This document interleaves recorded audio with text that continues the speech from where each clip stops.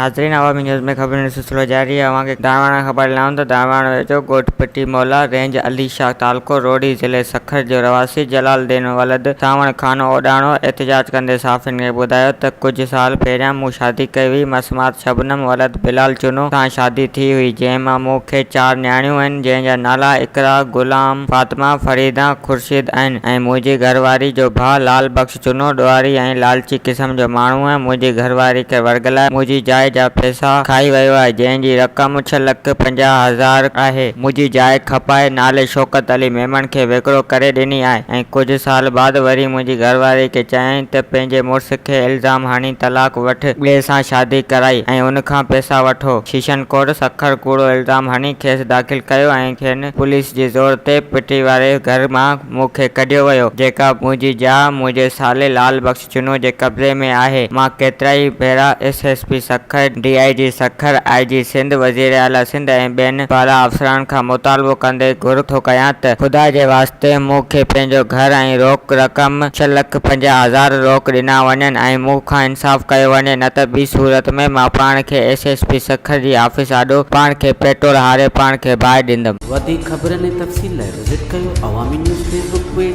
YouTube page ऐं अवामी news website.